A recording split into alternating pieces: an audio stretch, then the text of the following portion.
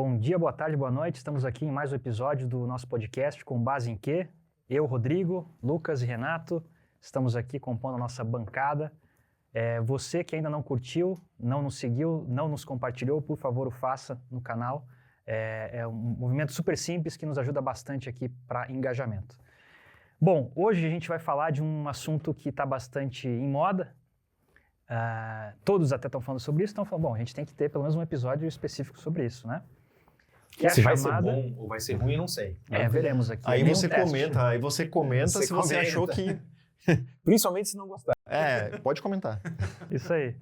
Que é inteligência artificial, vulgo IA ou AI, né? Chamemos como quisermos, mas fato é que todos os players do mercado estão falando sobre isso. De anos para cá, especialmente com o ChatGPT e tecnologias que várias pessoas estão utilizando, inclusive à mão, com o uso de celular, com o uso de redes sociais. Então, a AI está realmente disruptando o universo de tudo que fazemos, os serviços, os nossos empregos. Será que o nosso emprego vai acabar? Não vai mais ter podcast? Não vai mais ter como prestar serviços? Não sei. Não vai mais ter advogado? Talvez. O que pode ser uma coisa boa no limite? Talvez, veremos, né? Depende do advogado. Mas, então, brincadeiras à parte, a ideia aqui é a gente falar sobre inteligência artificial. A gente preparou um episódio bem bacana aqui em relação a 3 principais pontos, né? Então, a gente vai dividir em 3 partes. A primeira é o lado bom, né? Vamos falar do lado bom e do lado sombrio da AI. Primeiro o lado bom, depois o lado não tão bom ou até sombrio, alguns até apocalíptico para alguns, né? O mundo irá acabar e seremos dominados por máquinas, será? E no final a gente colocar, então, aí nem tanto ao céu, nem tanto à terra, como que a gente pode aí navegar nesse universo, como que a gente se beneficia da inteligência artificial. Estamos aqui em 2025, né, segundo semestre, o que a gente tem aí em vista, quais os cenários. Então, acho que a gente pode começar, aí a ideia é a gente fazer um bate-papo aqui, Lucas, Renato. O que tem de bom na inteligência artificial, assim? Por que está todo mundo só falando sobre isso? Parece que todo mundo tem que ter inteligência artificial, se não está atrasado. Até tem AI washing, né? Que é justamente as pessoas, às vezes as indústrias falam que usam inteligência artificial, quando na verdade não tem, ou finge que tem. Porque, exatamente. Chama a atenção do mercado. Eu até vi esses dias um meme do filme O Lobo de Wall Street, que o Leonardo DiCaprio no final, né? Vende uma caneta, né? E fala assim, tipo, me venda essa caneta. Aí ele fala assim, escreva isso. Aí a pessoa, que legal. E aí hoje essa caneta tem AI. Então, se você não tiver AI, você não está vendendo bem o seu produto ou serviço. Por que AI é bom? O que a gente pode falar sobre isso aqui, tentando integrar também com nossa ideia aqui de compliance, governança, riscos e a inteligência artificial nesse universo como um todo? O que vocês acham? Vamos lá, eu acho assim, ainda que as pessoas possam não gostar ou possam ter resistência ao uso de AI, por exemplo, eu não uso o ChatGPT, né? Eu ainda uso, como o Rodrigo está usando aqui. Aqui, ó, papel e caneta, falando de AI. Papel e caneta, por exemplo. Ninguém vai substituir um papel e uma caneta. Mas o ponto, a gente não sabe, né? A gente não sabe. Mas o ponto é o seguinte, ainda que você não use AI, o que você não pode desconsiderar é que você é impactado por AI todo dia, em vários momentos do seu dia, né? Querem ver uma simples experiência aqui? Quem veio para cá, por exemplo, a gente está num estúdio aqui, certo? Quem veio para cá, por exemplo, ouvindo Spotify, certamente está sendo impactado por AI. Se você ontem à noite assistiu um filme na Netflix, por exemplo, certamente você foi impactado por AI, mesmo que você não saiba, né? Este próprio episódio aqui pode estar chegando a você por AI, ainda que você não quisesse ter acesso a este episódio, né? Então, assim, é inegável, né, o mundo de hoje sem alguma ponta, aliás, muito mais do que ponta, em AI, né? As pessoas são impactadas. E o que mais nos causa, assim, uma fonte de atenção é que AI, como a gente conhece hoje, claro, não está na sua forma final, a gente não sabe qual é a forma final, mas se você pegar, por exemplo, quando que o ChatGPT, certo, passou a ser, assim, uma informação que está disponível e na boca de todo mundo. Faz 2 anos, 3 anos no máximo, né? E o quanto a vida transformou, né, com base em recursos de AI. Então, assim, ainda que você não use ou que você não goste, você não tem como fugir de AI no seu dia a dia, né? Isso em vários aspectos do seu dia, seja quando você vai escutar uma música, seja quando você vai comprar um eletrodoméstico online, certo? Então, nas pequenas tarefas que você pode fazer, lá tem AI. Quando você está no trânsito, por exemplo, e está ligado num aplicativo, né? Pode ser o Waze, pode ser Google Maps, pode ser o Apple, o Maps da Apple, sei lá, né? O Waze vai dar rotas para você, vai dar alternativas para você com base em inteligência artificial. E isso vai crescendo, né? Estou falando aqui de coisas que são super comuns, corriqueiras do nosso dia a dia. Mas se você vai num hospital, né, você nem saiba, talvez, mas uma segunda opinião num laudo de um radiologista, por exemplo, né, pode ser dada por AI. Né? Então, assim, de coisas pequenas a coisas grandes, a gente não consegue escapar do impacto de AI no mundo de hoje. Né? Então, assim, tem um lado bom? Tem um lado ruim? Também vamos chegar na parte do lado ruim. Né? Mas quem estuda AI, e, por exemplo, tem pessoas no Vale do Silício que estudam isso, se fala, né? AI é a 4ª revolução industrial ou a 5ª revolução industrial. Né? Por que se diz isso?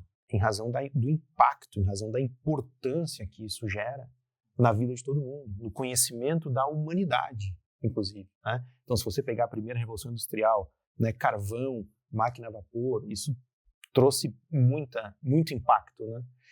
Ou na segunda com eletricidade, petróleo, né? Ou na terceira com até internet, computador, e a 4ª agora com inteligência artificial, ou dizem até que a inteligência artificial é o cerne na 4ª, mas já é uma 5ª revolução industrial em razão dessa interação homem-máquina, né? Que fica cada vez mais presente, né? Então, assim, quem analisa isso de uma forma técnica, né, não desconsidera a relevância, eu vou chamar aqui dessa ferramenta, ou desse recurso, digamos assim. Né? E claro, até isso na parte boa de AI. Né? Mas só para falar da parte boa ainda, se me permite, sabe que esses dias eu esqueci o nome, eu estava tentando lembrar aqui, vamos deixar nos comentários. Tem uma banda que é 100% inteligência artificial. Certo. Está disponível no Spotify. Não, aliás, a dúvida 100%. A dúvida é se as pessoas existem ou não. Não, então... Tem fãs, né? Tem fãs, tem músicas boas. Nunca ninguém viu ouvi. Integrantes. Não, mas assim, boas músicas, bem feitas. Está escrito lá no perfil, enfim, é o que foi divulgado, que é 100% uso de inteligência artificial. Mas as pessoas da banda são criadas também, personagens, como se fosse um cantor, um guitarrista, um baterista e tal. É bem, assim, muito interessante. E esse negócio, Renato, acho que sobre a 5ª Revolução Industrial, até estava refletindo sobre isso, né, aqui preparando para o nosso episódio. A diferença, me parece, que é central, por que é uma grande revolução, talvez diferente das outras? Nas outras, nós criamos, a humanidade, invenções, né? Invenções, hein? A internet, legal, sei lá, o motor a vapor, o que for. Aqui é realmente algo, talvez que nunca tenha existido, talvez não nunca existiu, que nós estamos criando um mecanismo que é capaz de criar. Criando uma coisa que cria. Por conta, exatamente. Então, não é que é simplesmente uma invenção. Nós estamos, na verdade, tático, né? Inventando um inventor cujo outcome não sabemos. Aliás, né, assim, pelo que vemos aí, e lemos e ouvimos aí de pessoas influentes, né, em inteligência artificial, às vezes nem essas pessoas sabem. Eles falam, como é que vai ser o mundo em 2030? Olha, não sei. Mas pode ter robô aqui, pode ter um humanoide do seu lado. E as pessoas falam isso como se fosse algo assim, estamos em 2025. Né? É que a evolução nunca foi tão rápida e a evolução ela vai ser mais rápida ainda, justamente agora pensando no lado bom, justamente por causa dessa ferramenta que a gente tem agora à disposição. E agora linkando com talvez o nosso dia a dia, no nosso trabalho aqui, o pessoal que trabalha com GRC, muitas empresas estão otimizando o trabalho com IA. Tá? Então, por exemplo, a Deloitte divulgou que conseguiu reduzir 20% do pessoal, porque conseguiu otimizar o trabalho no escritório em questões que não precisariam ser necessariamente uma pessoa, coisas que são automáticas, com IA. Então, assim, tem uma redução de um trabalho que talvez não necessite de uma pessoa ali. Então, a gente, claro, olhando agora, é difícil, às vezes a gente tá o lado bom, mas o lado bom sempre tem alguma coisa ruim. E essas pessoas, elas foram demitidas? Não vamos entrar nesse ponto, porque senão a gente vai falar que não tem nada bom. Toda grande transformação tem esse debate, né? Aí, a gente, pensando lá pelo lado bom, eu posso usar essa energia humana não para alguma coisa repetitiva que não tem que ser uma pessoa humana para fazer. Então. Mas eu pego e uso essa energia dessa pessoa para uma coisa que o IA ainda não faz, ou não faz da forma como a gente espera que faça. Então, a gente tem que aproveitar e usar a energia humana em coisas que ainda não foram substituídas, né? Ou a gente não pensou ainda numa forma de substituir. Acho que o paraíso, né, de inteligência artificial é o quê? Bom, o robô, uma máquina vai fazer tudo por mim, eu vou ter tempo livre, vou ter uma renda mínima e farei o que eu quiser com a minha vida, né? Esse é o paraíso da inteligência artificial, no sentido de que vai chegar a este ponto de as pessoas realmente, assim, quase todas as tarefas estarem ali disponíveis, acessíveis, a custo baixíssimo ou zero, e a pessoa não precisa, em tese, se preocupar com o que fazer. Talvez você chegue naquela máxima do Tim Ferriss, que é trabalho 4 horas por semana. Isso. Ou menos até. Ou menos até. Ou zero. Mas o que é legal, e essa analogia eu acho muito pertinente, né? Eric Schmidt, CEO do Google, né, fala o seguinte, ele faz uma comparação. Ele diz, AI é uma nova revolução científica, né? Ele fala, se a gente pegar no século XVII o telescópio, o que foi o telescópio, né? O telescópio possibilitou os seres humanos a visualizar aquilo que era até então invisível, né? Então você vê outros planetas, enfim, você vê coisas que estão muito longe, né? No século XVI teve um microscópio, que é justamente o contrário. É você também, nesta mesma linha, de visualizar coisas que você antes não visualizava, né? Só que agora, coisas que são infinitamente pequenas, né? E isso trouxe um grande avanço, por exemplo, na medicina, né? E o que é AI na visão dele? Ele diz, é uma nova lente. AI também possibilita a gente enxergar coisas que a gente não enxergava antes. E o que é? Agora a gente consegue enxergar coisas que são infinitamente complexas, né? Então, esta é uma função de AI, né? Então, amplia a nossa capacidade de perceber e de compreender o mundo, né? Você falou em alguns exemplos de benefícios, digamos assim, para a humanidade, né? Eu vejo, e esses exemplos todos são públicos e várias pessoas que estão nos assistindo ou nos ouvindo já devem ter conhecimento disso, né? Mas se você for no campo da agricultura, por exemplo, né, onde não tem mais aquela abordagem de que meu campo é um tamanho único e eu passo, por exemplo, herbicida em toda a plantação. E aí vai dizer, não, você vai jogar herbicida, por exemplo, apenas neste lugar aqui, porque é aqui que está a erva daninha, né, na sua produção, então você não vai usar. Isso traz um ganho, uma eficiência, né, uma economia, né, que, assim, demoraria muito para o homem sozinho chegar naquela conclusão, né? E tem outros exemplos, no próprio mundo militar, por exemplo, né? Tem um projeto nos Estados Unidos desde 2017 chamado Project Maven, que é o quê? Os Estados Unidos investem muito em tecnologia militar, né? Então tem muitos dados coletados, seja por meio de drones, por exemplo, seja por meio dos equipamentos que os soldados utilizam. Então tem aqueles óculos, né, que aquilo fica gravando, tudo aquilo gera dado e, portanto, como tem muito equipamento fazendo isso, a massa de dados que é coletada é gigantesca, né? Se fosse um ser humano apenas, né, a analisar essa massa de dados, por exemplo, uma pessoa ou algumas pessoas ou centenas de pessoas analisando milhares e milhares de horas de gravação, né, quanto tempo levaria para concluir alguma coisa relevante em termos militares? Aqui tem um alvo, aqui tem uma coisa suspeita, né? Então, essa massa de dados, né, por meio deste projeto militar dos Estados Unidos, passou a ser, pelo menos numa primeira triagem, a ser feita por AI. Então, assim, aquilo que levava horas e horas, dias e meses para ser analisado, agora é analisado em poucos minutos ou horas, né? Então, aqui a gente está vendo alguns benefícios, né, que são relevantes. Ou até tem exemplos de o médico na emergência ou na sala de cirurgia que, com base no histórico do paciente, tem uma segunda opinião na hora, né? E a segunda opinião é de um outro médico? Não, essa segunda opinião é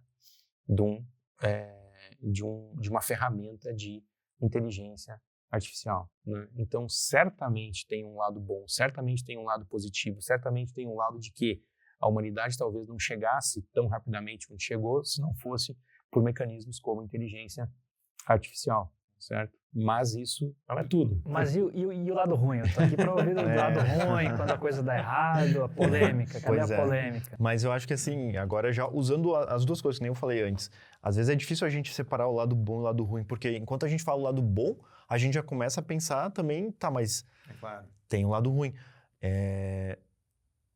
Eu fiz uma pesquisa de algumas notícias, mas uma notícia que eu já tinha visto antes da gente preparar o episódio, de um juiz, e aí eu quero dizer pelo lado bom, um juiz que na média fazia 80 sentenças por mês, ele fez quase 1.000. Então isso seria fantástico.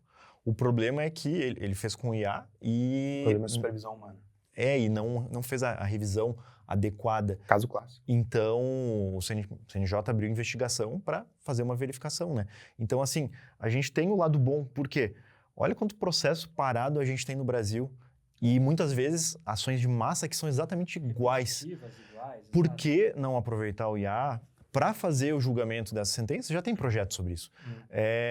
E essas ações em massa faz o julgamento com o IA, claro, mas tem que ter aí a supervisão humana. E aí eu acho que cabe um papel tanto do juiz quanto dos advogados. Tá? A gente como advogado, imagina se aquelas ações que a gente sabe, isso aqui vai demorar 4, 5 anos. Se a gente pensasse, isso aqui vai demorar 1 ano, porque eu sei que vai demorar talvez 6 meses aqui no tribunal inicial, e depois, se tiver recurso, mais uns 3, 4 meses. 1 ano eu tenho isso aqui resolvido. Como isso aqui não vai ser benéfico para mim? Tá? Então, eu ter automatização disso, tá? de processos que são em massa, vai favorecer a advocacia, vai favorecer o judiciário, vai favorecer o Brasil como um todo. Será que favorece a justiça? Pois é. Eu digo justiça enquanto conceito filosófico de justiça. E aí o papel do advogado, ok, é uma ação em massa, é uma ação normal. Aí foi julgado por inteligência artificial, o judiciário vai ter que achar uma forma de ter algum controle para não simplesmente, fiz o julgamento e joguei ali, eu vou ter que, de alguma forma, ter um controle sobre isso, mas aí o papel do advogado, bom, faz embargos de declaração. Se o teu caso não é de massa, se tem algum detalhe que eu não percebi, porque eu fiz o julgamento baseado nisso, então me apontam nos embargos de declaração. E aí uma coisa que demoraria anos para ser julgado, ele foi julgado rápido, tem algum probleminha, ok, eu resolvo, mas mais rápido. A gente vai entrar nos problemas, digamos assim, de AI, problemas já conhecidos, podem ter vários problemas ainda desconhecidos. A grande maioria, talvez. Certo, mas se você pegar, por exemplo, o caso do judiciário, né? O juiz não atua sozinho, certo? Tem assessor, tem uma equipe que pode atuar para o juiz, né?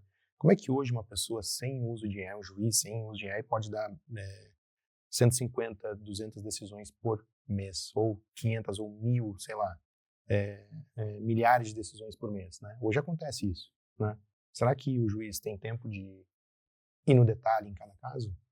Né? Aí você diz, mas com AI ele deixaria todo o trabalho para uma decisão automatizada, né? Será que hoje não é, entre aspas, automatizada, mas pelo assessor, talvez seja mal automatizada. Mal automatizada, não sei, né? Mas assim, esse argumento de que, não, mas precisa ter uma supervisão humana. Será que hoje tem supervisão do juiz, que é a pessoa empoderada, né?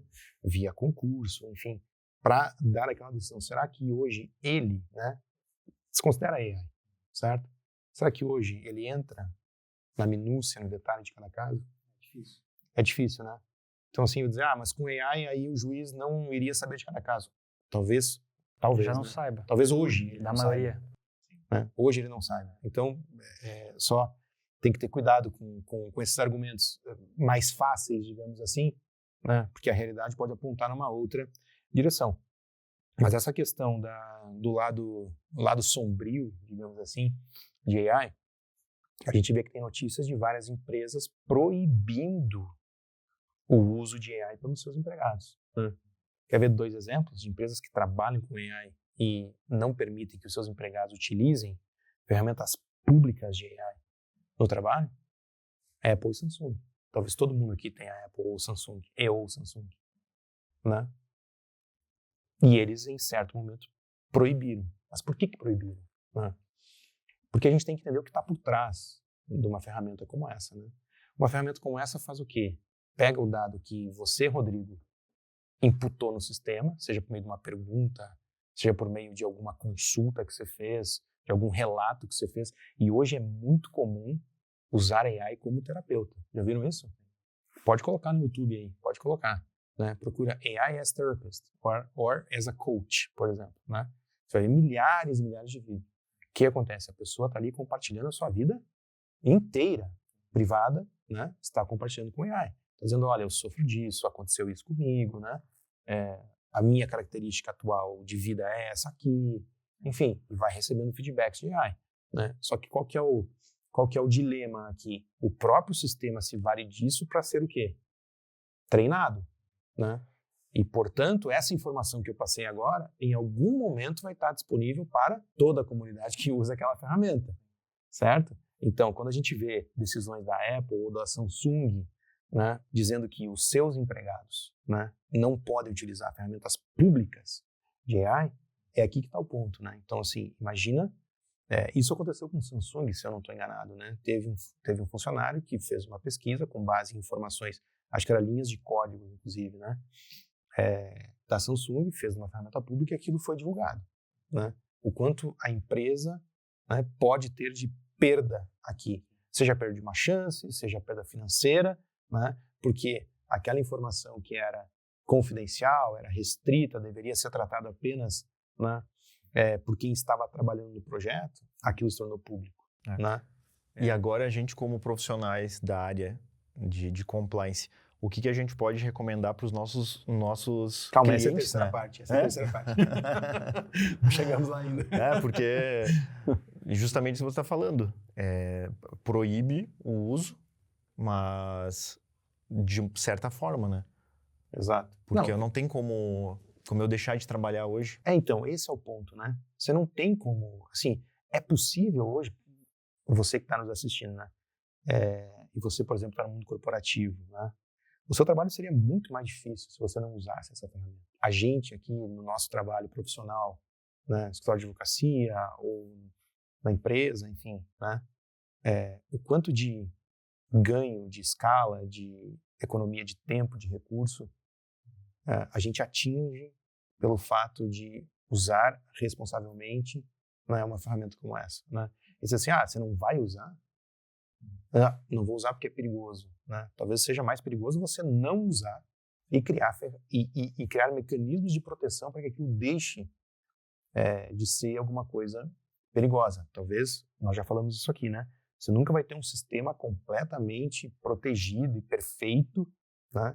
Mas não significa que você não possa tomar medidas para tornar aquilo mais seguro, certo? Você ia falar? Não, é só falar, complementando, Renato e Lucas, duas coisas aqui. Primeiro, certamente, né, se a pessoa, a instituição, não adota tecnologias, isso basta, né, historicamente, tende a ficar para trás no mercado com os concorrentes. Né? Então, acho que... Kodak. N exemplos aí de empresas, né, líderes no mercado que, bom, decidiram não se reinventar e, enfim... BlackBerry. N empresas que justamente, então, acho que não olhar, e por isso a gente está discutindo o tema aqui, não nos parece uma estratégia interessante. Agora, como adotar, o que fazer, de que forma, isso estamos todos aprendendo aqui. Acho que teve um passo muito grande, a gente falou no comecinho, né?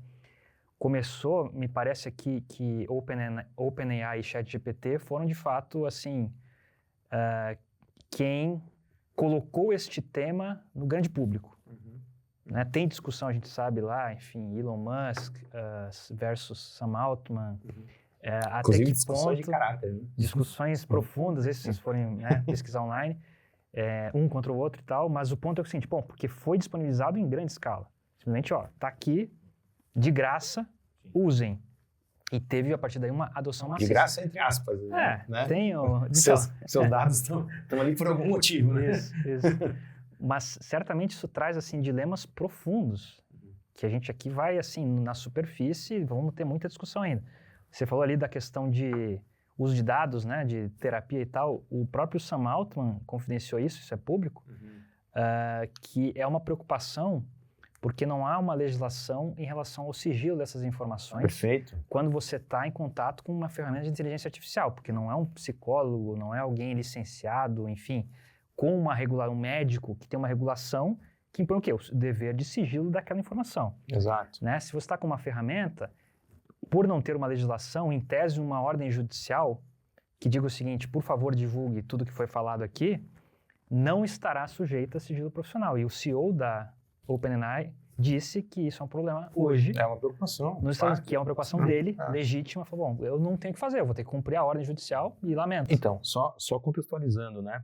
Por exemplo, se você vai num médico, num psiquiatra, faz uma sessão, né? Aquilo não, né? O profissional tem o dever profissional de sigilo, certo? Então, não vai divulgar aquelas informações. No caso, no Brasil, de acordo com o Código de Ética da Medicina, se houver o consentimento do paciente, ok, o profissional pode liberar aquela informação. Agora, você tem outras profissões reguladas, igualmente reguladas. Advogado, mesma coisa, mas o ponto que eu queria trazer é sobre o psicólogo, né? E quando você lê o Código de Ética da Psicologia, não está claro se o psicólogo deve liberar a informação, mesmo com o consentimento do paciente. Você vai dizer, pô, mas é um contrassenso, porque o paciente está exigindo ou solicitando que aquela informação seja disponibilizada a terceiro. Mesmo nesses casos, o psicólogo tem que ter o seu juízo de valor sobre aquilo. E se ele achar que, por exemplo, manter a informação em sigilo faz ou faria mais mal ao paciente do que liberar, ele divulga. Mas se não for essa a conclusão, ou se não tiver lei exigindo que ele divulgue, né, ele tem o direito, aqui barra dever, de não divulgar. Então, assim, mesmo com o consentimento do paciente. E aí a gente vê milhares e milhares de perfis, né, no TikTok, no YouTube, no Instagram, e as pessoas usando o GPT como coach ou como o terapeuta, e mais, e divulgando isso. Né? Tem canais que são abertos, então você vai lá e você consegue ver o que a pessoa conversou com o seu terapeuta GPT, por exemplo. Né? E essa preocupação é válida, porque aquilo não está sob sigilo. Né? Então, nesse caso, obviamente, das pessoas que fazem o canal para isso, claro, elas estão divulgando porque elas querem, né? E aí não tem o que você fazer, porque as pessoas, elas querem tomar a decisão, elas tomaram a decisão e querem, portanto, fazer divulgação. Agora, e aquelas pessoas que acham, né, que não querem que a informação seja divulgada, e mesmo assim utilizam, né, ferramentas, falei GPT aqui, mas pode ser com qualquer outra ferramenta, sim. Né, ferramentas de AI, como coach, como terapeuta, como, né, um conselheiro, como um tutor, sei lá. Né? E a gente não está falando nem só de uma ordem judicial pedindo acesso à informação. A gente teve agora casos recentes de milhões de conversas divulgadas de IAs, e se alguém se der o trabalho de começar a olhar e se achar alguma informação ali, porque eu fiz isso e ainda era na versão gratuita. E aí tua informação está ali. O Elon Musk, claro que ele é um entusiasta de AI, mas ele é preocupado também com os malefícios, né? E ele fala, AI, se você não tiver controle, é um risco existencial para a humanidade. Ele dá um exemplo do formigueiro, né? Quando nós aqui, seres humanos, né, estamos construindo uma estrada, por exemplo, e vamos ter que pavimentar aquele determinado trecho, se tiver, por exemplo, um formigueiro ali, azar. O concreto vai passar por cima do formigueiro e vai acabar com o formigueiro. Ele fala, os robôs podem fazer a mesma coisa com a gente. Né?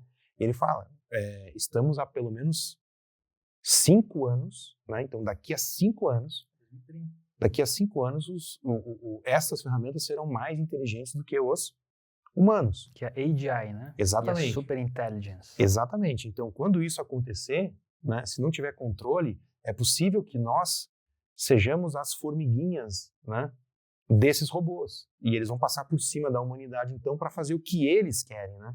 Já que nós falamos aqui, né, que eles não são uma invenção estática, né? É uma máquina criada inventor, que a máquina cria, né? É o inventor, exatamente. Tá? Então tem esse... ele fala, né? O Musk fala num risco existencial para a humanidade. Criamos algo que aprende sozinho e, portanto, que cria outras coisas também autonomamente. Sim. Mas nesses 5 anos, como a gente aproveita nos próximos 5 anos que a gente tem agora isso? Como a gente balanceia justamente isso, né? Como a gente pode fazer para aproveitar, mas também de uma forma segura, né? Eu acho que esse é um ponto principal, como a gente aproveita isso no nosso dia a dia. Por quê? Porque tá todo mundo fazendo.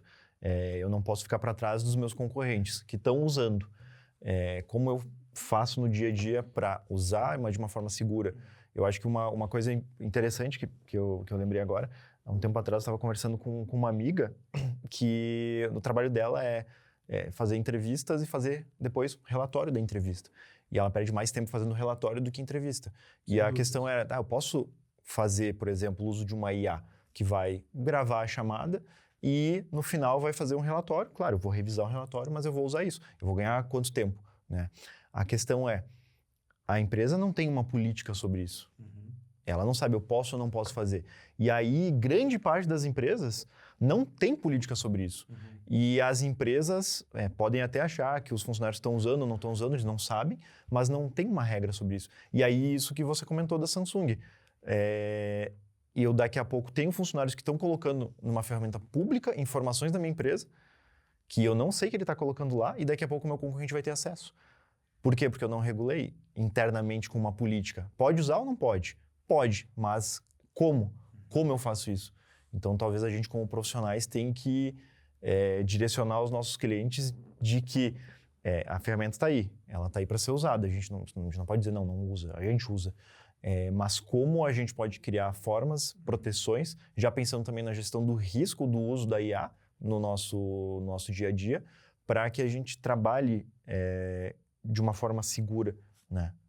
Acho que aí tem também meios, né? Talvez ferramentas... Primeiro tem que ter um assessment de ferramentas. A gente está falando aqui exemplo do ChatGPT, mas a gente sabe que tem milhares hoje já de ferramentas de inteligência artificial para N usos, né? Acho que aqui, Lucas, se me permite a provocação, as instituições, as pessoas têm que minimamente fazer um assessment da ferramenta, se tem uma privacidade ou não tem, como os dados são tratados. Talvez valha comprar uma licença que vai ter alguma garantia, pelo menos de que aquela instituição, em tese, vai ter alguma proteção, alguma supervisão sobre o que está sendo feito, né? Então, acho que aqui talvez valha realmente as instituições avaliarem de uma forma crítica, né, o uso dessas ferramentas. Uma primeira medida, a gente pode voltar nesse tema com mais profundidade, né? Mas uma primeira medida é a empresa reconhecer, vou usar ou não vou usar institucionalmente, né, esta ferramenta. Aí a gente pode cair em outra coisa que chama, já foi noticiado aqui, AI washing. Né? O que é AI washing? Né? Já tem casos e penalidades em relação a isso. Então, assim, a empresa decide adotar, né? Ou mais do que adotar, a empresa decide se vender como, né, alguém que utiliza. A estratégia dela passa a ser... Parte da estratégia é falar que utiliza AI no fornecimento dos seus serviços ou dos seus produtos. Né? Já tem um caso julgado pela SEC, que é a CVM americana, de 2024, né, onde 2 empresas ligadas a investimento, e aqui é a Delphia e Global Predictions, né, o que eles diziam? Eles diziam que eles tinham como dar uma recomendação melhor de investimento aos seus clientes, porque eles tinham uma ferramenta de AI que analisava o perfil e o comportamento dos clientes e, portanto, deste resultado de análise por AI, surgiriam, então, as melhores oportunidades de investimento, que seria um ultra suitability, por exemplo, aqui. Né? Eu sei que o Rodrigo, então, tem este comportamento, tem esse perfil, atuou assim nos últimos 6 meses, fez isso, fez aquilo, Então, com base no perfil que o Rodrigo apresenta, com base no comportamento dele, tem aqui uma cartela, então, de investimentos adequados ao perfil dele. Mesma coisa com você, mesma coisa com qualquer outro cliente daquela instituição. Só que não faziam isso, né? Então, era muito rudimentar a ferramenta ou sequer tinham esta ferramenta, né? Foram punidas pela SEC na questão da falta de disclosure, né? Ou da invenção desta informação, certo? Então, diziam para o mercado que tinham essas ferramentas e faziam isso, quando, na verdade, não faziam. E esses casos começaram a se multiplicar, né? A gente viu lá com a pauta de ESG, por exemplo, o greenwashing, né? Daí que surgiu, e a referência é justamente de greenwashing, né? Daí que surgiu a questão do AI washing, que são justamente empresas tentando se passar por alguma coisa de AI muito envolvida, né, nas camadas da empresa, que isso resulta num produto melhor ou num serviço melhor, e na verdade aquilo não acontece. Aí está o AI washing, né? E tem dezenas de exemplos, até vou citar então esse caso da SEC de 2024, é super recente. Tem outro que é Forward AI Doctor's Office, já viram isso ou não? É uma cápsula ou uma sala ultra futurista que a promessa é que aquilo é um laboratório, né? Junto com uma consulta médica. Então a pessoa senta, tem vários sensores conectados numa cadeira, ela bota a mão em alguma coisa que tem um sensor, então aquele sensor já faz alguma medição, né?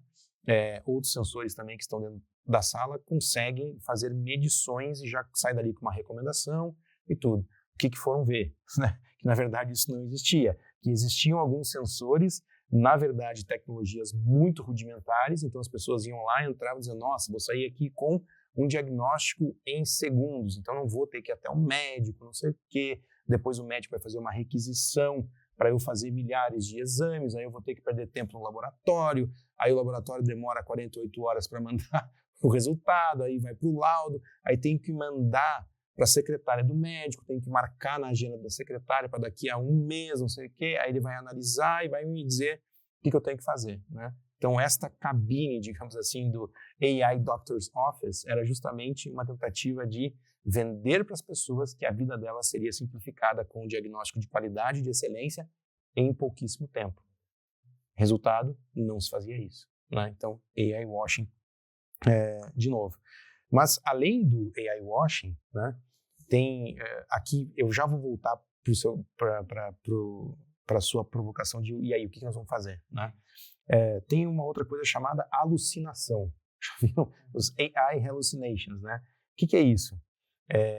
A gente falou aqui, por exemplo, num caso hipotético de um magistrado que faz lá uma ou diversas sentenças, né, apenas com base em AI. E aquilo não tem uma revisão ou uma supervisão humana sobre o resultado daquele trabalho, né?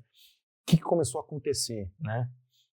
Por meio dos hallucinations, sentenças, não só sentenças, peças processuais, né? Tanto, então, portanto, de advogados quanto de magistrados, né?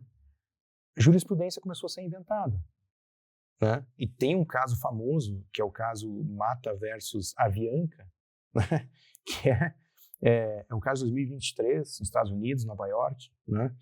O que aconteceu naquele caso? Imagina que você está num avião, aí você é alto, aí o seu joelho fica um pouquinho no corredor. Você está sentado na poltrona do corredor, o seu joelho fica um pouquinho para fora da linha ali das poltronas. Vem a aeromoça ou o atendente lá com um carrinho de água, não sei o quê, e bate no seu joelho, aquilo causa um dano a você. Você tem que depois ir no médico, fazer fisioterapia, uma cirurgia, não sei o quê, mas machucou muito o seu joelho. E foi isso que aconteceu nesse caso, né? Só que ele demorou para entrar na justiça contra a Avianca. O caso é público, obviamente, né? Demorou a entrar na justiça e tem uma convenção, a Convenção de Montreal, que vai dizer o prazo prescricional para esse tipo de reclamação são 2 anos. Aí, o que os advogados do autor fizeram? Fizeram uma petição, porque a Avianca contestou nesse sentido, falando, essa ação não merece prosperar, porque ele perdeu o prazo, né? Já tinham passado 3 anos e tanto, e falou, pela Convenção de Montreal, que é uma convenção adotada em vários países, inclusive no Brasil, né, com força superior à legislação local para certas situações, né? Então, assim, não, perdeu o prazo. O advogado do autor, né, então foi lá, fez com a ajuda do ChatGPT uma petição, e nesta petição haviam pelo menos 6 casos jurisprudenciais dando razão a eles, dizendo, não, esse prazo não se aplica, né? Só que esses casos foram o quê? Inventados, né? Inventados. E aí, quando ele submeteu esses casos para a corte, né, a Avianca falou o seguinte, tá, mas então eu quero ter acesso a essas decisões, porque eu procurei aqui e não encontrei. Aí o juiz foi lá, intimou o advogado, então apresente essas decisões. O advogado, obviamente, não apresentou. O juiz falou, poxa, mas então como é que você fez isso? Ele falou, não, eu perguntei para o ChatGPT se aqueles casos eram reais. E, pasmem, o GPT disse que sim, eram reais. Então, então o que eu fiz? Eu peguei aqueles casos, coloquei na petição e fiz o protocolo, né? Bom, eles foram multados, obviamente, os advogados, né, foram multados, a multa foi baixa, né, $5.000, e, obviamente, perderam a ação. Então, a Avianca foi vencedora dessa ação. Mas é o caso, então, justamente da falta de supervisão humana aqui no ambiente judicial, mas isso pode ser levado para o ambiente corporativo, certo? Corporativo. Então, e tem outros casos também mais, assim, que afetam muito mais reputacionalmente a pessoa. Tem um caso de um professor universitário que foi acusado pelo GPT. Imagina isso. Professor universitário acusado pelo GPT de assédio sexual numa aluna. E como é que ele soube disso? Porque tinha um outro professor, colega dele, fazendo uma pesquisa sobre professores que tinham cometido assédio sexual. Liste professores, e apareceu o caso desse cara que era amigo dele. E tinha lá o caso. Aí o cara falou, nossa, mas aqui o meu amigo fez isso, o GPT está dizendo aqui. Aí começou a conversar com o GPT, e o GPT, não, tem aqui uma notícia do Washington Post, né, que relata o caso. Aí o cara foi ver a notícia, era falsa. Então, assim, o cara foi acusado pelo GPT, né, de ter cometido um crime contra uma aluna. E só soube porque um amigo dele disse, ó, o seu nome está aqui no GPT e você está sendo acusado aqui de assédio sexual, que é gravíssimo, né? Então tem essa questão da alucinação, que nitidamente pode ser o caso no próprio mundo corporativo, né? Se você vai redigir uma cláusula, por exemplo, ou se você vai analisar um contrato e vai dizer, olha, nesse caso aqui, de quem é o dever de indenizar? Pode ser que ele invente, né? E aí você vai, né, com todas as suas forças, não, nesse caso aqui eu não tenho que indenizar, é a outra parte. Ele criou a cláusula do contrato que não existia. Com base em quê? No chat. Então tem isso, né? Tem essas questões. Mas esse é o dilema, né? Porque os dados que você coloca ali alimentam esse sistema, né? A arquitetura fundamental desses modelos funciona dessa forma. Então os dados das pessoas servem para alimentar aquilo e gerar novos modelos mais bem treinados e, portanto, mais acurados, com uma qualidade superior. E do que se vale, então, das informações que nós colocamos lá, né? Portanto, essas informações acabam se tornando públicas de um jeito ou de outro. Pode ser que não diretamente, né? Se eu falar assim, se eu perguntar alguma coisa do Rodrigo, pode ser que ele não me responda, o Rodrigo é isso ou aquilo. Pode ser quando você pergunte alguma coisa relacionada àquilo que o Rodrigo colocou, eles olham, inclusive, por exemplo, tem uma pessoa aqui que faz isso ou que aconteceu isso, né? Então, este acesso não precisa ser direto. Pode ser que não venha na sua resposta, mas pode ser que aquilo vai estar disponível em algum momento, porque ele foi treinado para usar aquela informação para gerar aquele tipo de conteúdo, né? E, Renato, a discussão aqui acho que é longa, né? Tem muito assunto. Eu acho que a gente não vai conseguir falar de tudo apenas em um episódio. Mas, assim, como é que você acha que a gente pode conviver nesse ambiente turbulento, ou evitar que esses problemas ocorram? Como a gente mitiga esses riscos, né, do uso da inteligência artificial? Sim. Mas eu realmente acho que a gente não vai conseguir tratar de tudo claro. neste rapidamente, episódio. assim, até pela nossa experiência, né, tratando de compliance, governança, riscos e tudo, não vai existir, e essa frase é batida, é um chavão, mas vale a pena ser repetida. Não vai existir um sistema hermético, não vai existir um sistema totalmente à prova, né, de fraude, ou de burla, ou até de um ser humano desavisado, digamos assim, né? Não vai existir esse sistema. Isso não é justificativa, no entanto, para que nada seja feito, né? Então, assim, em vez de usar uma ferramenta pública, né, hoje existem ferramentas pagas, né, em que você tem por contrato o dever de confidencialidade, né? Então, você pode fazer, eu vou citar nomes aqui, mas de uma forma genérica, né? Então, você pode contratar, por exemplo, isso não é uma recomendação, isso não é uma propaganda, a gente não está ganhando nada das empresas para falar disso aqui, né? Mas, por exemplo, você tem uma ferramenta da Microsoft, que é o Copilot, né, que é uma ferramenta empresarial. Você pode contratar isso na versão empresarial. Há uma promessa de que os dados que você coloca ali não serão divulgados a terceiros, né? Então, tanto que quem já usa Copilot, por exemplo, inclusive em investigações, né, investigações internas corporativas, né? Você falou exatamente o caso de eu vou gravar uma entrevista que eu faço com alguém ou um depoimento de alguém, depois eu vou pedir para o Copilot degravar aquilo ali ou gerar um relatório a partir do que foi falado, né? Do que está gravado naquela situação. Então, utilizar uma ferramenta paga, né, é melhor do que utilizar uma ferramenta pública. O ponto é, as empresas vão conseguir pagar para todos os funcionários, né? Porque a licença é cara, não é barata, né? Então, imagine uma empresa de 200 pessoas, de 300 funcionários, colaboradores, vezes o custo da licença anual. Quem consegue pagar isso, né? Então, usar uma ferramenta corporativa é melhor do que usar uma ferramenta pública que você vai lá, deixa eu aqui numa reunião, vou pegar meu chefe aqui que ele está falando, né? Vou colocar no GPT alguma coisa aqui sobre o dado, vou tirar uma foto do que ele está apresentando no gráfico, né? E aquilo vai servir como um contraponto que eu vou pedir para o GPT fazer só para, né, tentar ali dar uma ganhada no meu chefe, por exemplo. Vai dar errado, certamente isso vai dar ruim aqui, né? Outro ponto, eu acho que a definição clara, aquilo que eu falava, né, a empresa tem que tomar decisão, vamos usar isso aqui institucionalmente ou não, né? A partir dessa decisão é que deve vir a política, certo? E a política vai dizer, olha, ou a gente não usa, portanto é vedado, ou a gente usa e essas são as regras para utilizar, né? Então, estamos falando aqui de ferramenta corporativa, falando de uma decisão que vai estar respaldada ou vai estar expressa numa política que vai regular o uso, né? E ponto 3, só para fechar em 3. Ponto 3, treinamento, né? Você tem que treinar as pessoas, tem que ter o awareness. As pessoas têm que ser treinadas sobre como podem utilizar aquilo lá ou como não podem. Porque se tem uma regra na empresa dizendo não pode usar e a pessoa utiliza, é uma infração que ela está cometendo. Ou tem uma regra dizendo se quer usar, usa desta forma. E ela não usa dessa forma, também é uma infração a uma regra interna, ponto que afeta diretamente compliance, por exemplo.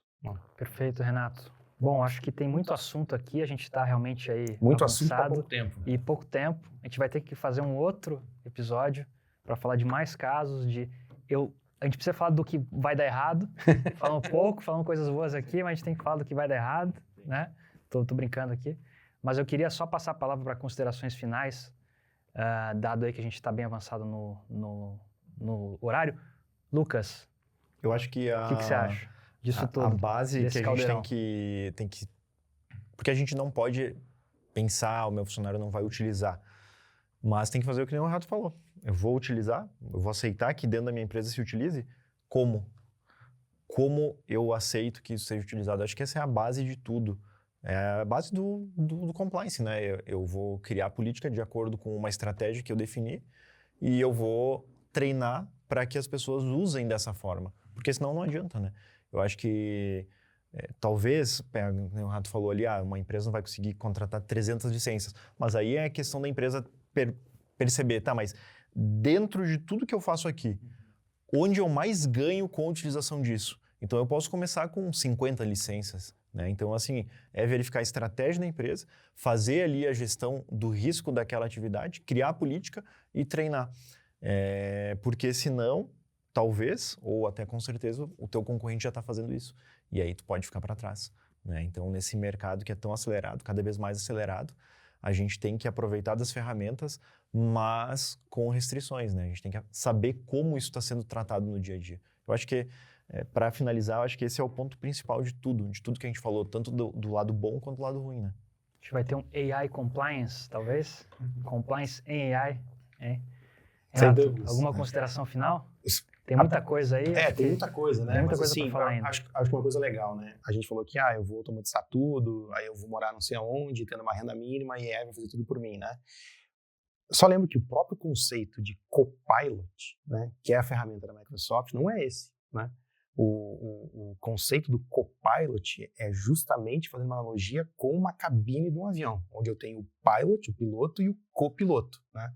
Então, a ferramenta de AI com o conhecimento de hoje, né? Acho que esse recorte é muito importante. Com o conhecimento de hoje, né? É pretendida como um copilot, ou seja, a decisão final, né? A supervisão daquilo ali é do comandante do avião, é do piloto. E quem é o piloto? Ainda é o ser humano. Ainda é o ser humano, certo? Então, essa é justamente a noção de copilot. Você vai automatizar algumas coisas que não faz sentido o ser humano continuar fazendo, né? Então, isso você vai delegar para a AI. Mas a supervisão humana e a decisão final, o que se pretende com o Copilot é ainda manter com o ser humano. Por quanto tempo, eu não sei. Muito bem. Só um contraponto, muitas vezes é o copiloto que dirige a grande parte do percurso no avião, né? O Enquanto comandante vai dormir. vai no banheiro, vai dormir, então o problema é o copiloto assumir, o comandante está dormindo. Então, mas tem E aí, Copilot, né? tem Autopilot, né? Perfeito. Até o presidente da Microsoft fala, né? O Satya, o CEO da Microsoft fala, né? A gente poderia ter nomeado Autopilot, e não é Autopilot porque a gente não quer tirar o ser humano da equação, portanto é Copilot. Excelente. Muito bem, gente. Discussão riquíssima aqui. A gente não conseguiu tratar de todos os tópicos. Vamos fazer um outro episódio sobre esse tema, com mais casos, com mais discussões. Agradeço Lucas, Renato. É um prazer estar aqui com vocês. Curtem o nosso episódio, compartilhem, sigam aí o nosso Com Base em Quê, CBQ, e nos vemos na próxima, se Deus quiser. Obrigado aí, pessoal. Valeu, muito bom. Até mais.